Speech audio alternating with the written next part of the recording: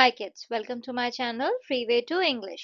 आज का जो वीडियो है उसमें हम करने वाले हैं question and answers for our chapter the merchant of Venice. Now जो हमारा पहला क्वेश्चन है वो है ट्रू एंड फॉल्स का। तो आपको बताना है ये स्टेटमेंट्स ट्रू हैं या false.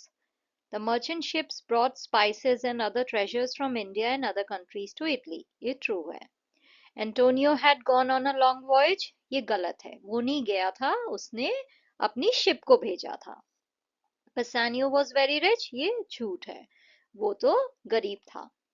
Portia had many brothers and sisters, ये भी झूठ है, पोर्शिया जो है वो इकलौती लड़की थी अपने पिताजी की। Portia's suitors chose the gold and silver caskets, ये सच है। Bassanio borrowed money from Shylock in Antonio's name, ये भी सच है। Shylock was not at all generous, ये भी सच है। Shylock demanded a pound of Antonio's flesh, true. Portia saved Antonio in the court of law, true. एंटोनियो's ships were lost at sea, ये false है, वो बाद में मिल गई थी उसकी ships। क्वेश्चन नंबर 2 में आपको बोला गया है कि आपके चैप्टर में जितने भी कैरेक्टर्स हैं उनके बारे में कुछ लाइंस लिखनी है।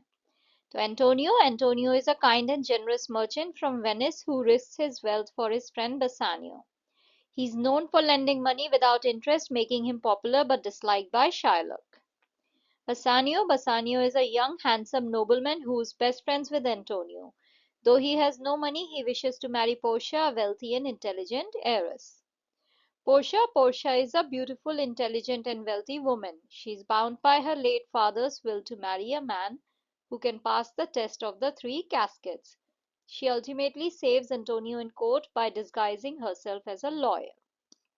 Shylock is a Jewish moneylender in Venice. He is wealthy but strict and unmerciful. He has a strong dislike for Antonio and demands a pound of Antonio's flesh as payment if the loan is not repaid on time. हेiress का मतलब होता है वारिस, तो वो जो है वारिस है अपने पिताजी की सारी संपत्ति की। Question number 3. Write the following in short. The story of the three caskets. Portia's father devised a test for her suitors, requiring them to choose between three caskets, one of gold, one of silver, and one of lead. Each casket had an inscription. Inscription का मतलब होता है कि उनके ऊपर कुछ लिखा हुआ था। The suitor who chose correctly would marry Portia. The prince of Morocco chose gold, the prince of Aragon chose silver, but Bassanio chose the lead casket and won Portia's hand.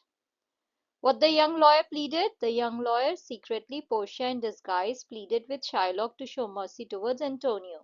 She argued that mercy is a divine quality that blesses both the giver and the receiver and is more valuable than a king's crown.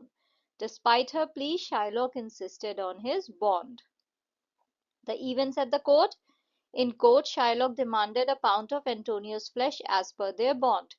Portia, disguised as a young lawyer, reminded Shylock he could take only the flesh without shedding blood and no more or less than exactly 1 pound. Unable to fulfill these strict conditions, Shylock lost the case and Antonio's life was spared. Write the conditions that Portia put down to warn Shylock. Portia stated that Shylock could cut a pound of Antonio's flesh, but he must not spill any blood or take more or less than exactly 1 pound. If he failed to meet these terms, he would be breaking the law. Find 4 words ending with OUS from the story. Can you add 3 more words ending with OUS to this list? तो 3 word story में जो OUS में and होते हैं वो हैं generous, adventurous, dangerous, prosperous. और इसके अलावा और कौन से वर्ड्स हैं जो हम ऐड कर सकते हैं? courageous, famous, curious. नेक्स्ट जो हमारा क्वेश्चन है वो कंपाउंड वर्ड्स के ऊपर है। नाउ जब आप दो वर्ड्स को जोड़ के एक वर्ड बनाते हो तो उसे कंपाउंड वर्ड कहते हैं। तो यहाँ पे फार अवे में फार प्लस अवे है तो फार अवे बन गया। Noble plus man, noble man. Who plus ever, who ever. Money plus lender, money lender. Some plus time, some times. तो यहाँ पे ऐसे ही आपको 10 और वर्ड्स के एग्जाम्पल देने हैं जो कि कंपाउंड वर्ड्स हैं, जिसमें दो वर्ड्स को जोड़ के एक वर्ड बना है। तो कौन कौन से हैं? Sunlight, school work, anyone, footprint, basketball, notebook, teammate, background, playground, handshake. Next जो है आपको यहाँ पे चेन ऑफ वर्ड्स दी गई है। तो यहाँ पे देखिए फॉर्च्यून जो है वो बेस वर्ड है। उसके आगे आपने एट लगा दिया तो फॉर्चुनेट हो गया, तो यहाँ पे आप सफिक्स लगा रहे हो, फॉर्चुनेटली कर दे रहे हो। एंड यहाँ पे आपने प्रीफिक्स लगाया है, फॉर्चून के आगे आपने यूएन लगा दिया है। तो जो आप आगे लगाते हो उसे प्रीफिक्स कहते हैं, और जो आप वर्ड के एंड में लगाते हो उसे सफिक्स कहते हैं। तो यहाँ पे ऐसे वर्ड चेन है। फिर आपको यहाँ पे बोला गया है कि ये जो वर्ड्स हैं इनके आगे जो है आपको प्रीफिक्स लगा के नए वर्ड्स बनाने हैं। तो कैसे कर सकते हो, काइंड के आगे अन लगाएंगे तो अनकाइंड हो जाएगा, यानी कोई इंसान दयावान होता है, अनकाइंड का मतलब हुआ जिसके अंदर दया नहीं है। इंटेलिजेंट को आप अनइंटेलिजेंट कर सकते हो, यानी एक इंसान जो बहुत ही इंटेलिजेंट है और दूसरा जो कि बिल्कुल भी इंटेलिजेंट नहीं है। एडवांटेज के आगे डिस लगा दो तो डिसएडवांटेज हो जाता है, इससे फायदा हो रहा है और ये नुकसान है।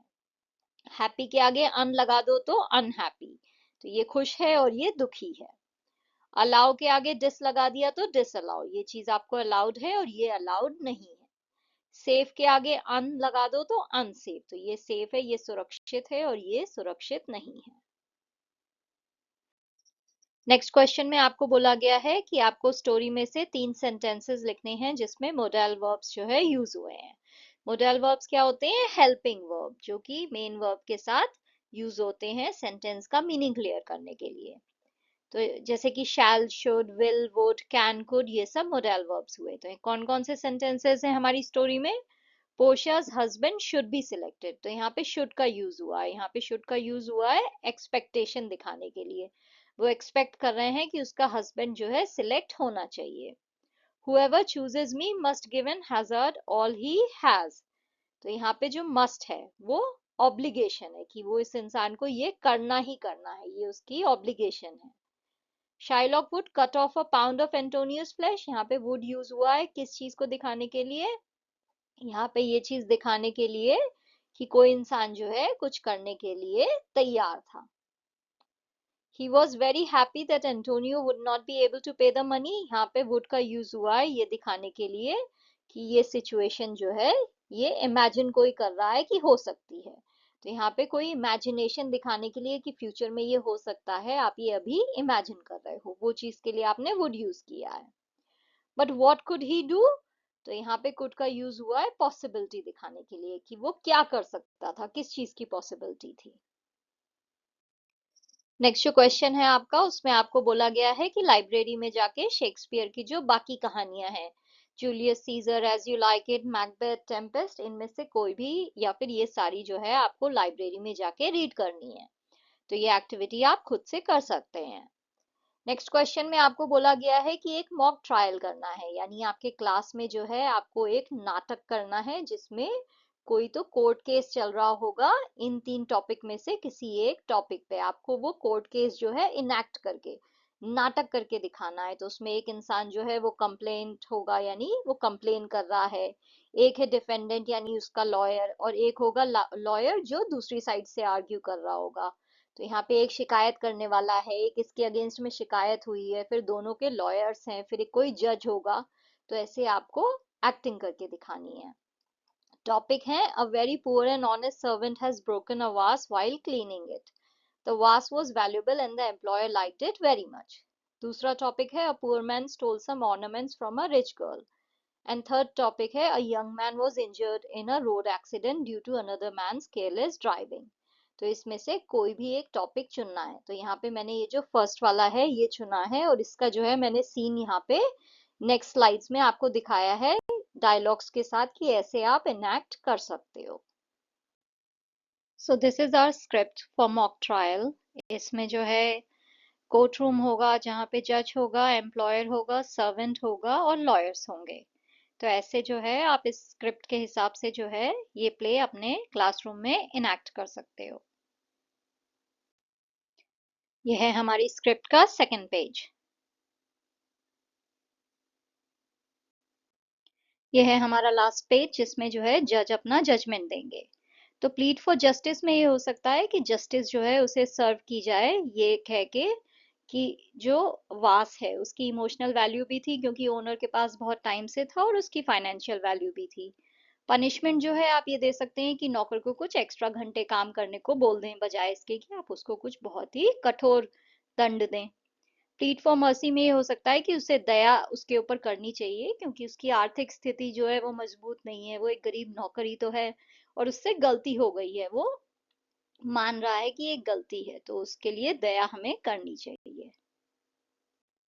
बाकी के जो दो केसेस हैं उसमें जस्टिस, पनिशमेंट और मर्सी क्या होना चाहिए, ये उसके एग्जांपल्स हैं। तो अगर a poor man stole some ornaments from a rich girl, तो इसमें जस्टिस क्या हो सकता है, theft is an offence and must be addressed to prevent similar incidents in the future. तो सजा तो मिलनी चाहिए। पनिशमेंट जो है वो कोई कम्युनिटी सर्विस हो सकती है या फिर कोई अरेंजमेंट हो सकता है जिससे जो है वो गरीब आदमी धीरे धीरे काम करके पैसे वापस कर दे। मर्सी इसमें देनी चाहिए अगर ये प्रूव हो जाए कि वो इंसान जो है सच में उसे बहुत ज्यादा पैसे की जरूरत थी। जो हमारा थर्ड केस है उसमें एक इंसान जो है वो रोड एक्सीडेंट हो गया उसकी ड्राइविंग की वजह से, केयरलेस ड्राइविंग की वजह से। तो इसमें जस्टिस जो है वो ये हो सकती है कि उस इंसान को सजा मिलनी चाहिए क्योंकि उसकी वजह से किसी को चोट लगी है। पनिशमेंट जो है वो ये हो सकता है कि जिस इंसान को चोट लगी है उसके मेडिकल एक्सपेंसेस जो है वो ये इंसान कवर कर दे। मर्सी जो है वो इस केस में हो सकती है कि वो सच में दिखा रहा है कि उसे पछतावा है, उससे गलती हुई है और वो इससे जो है बेटर करने की कोशिश करेगा। Thank you for watching. If you liked the video, please like, share and subscribe the channel. Thank you.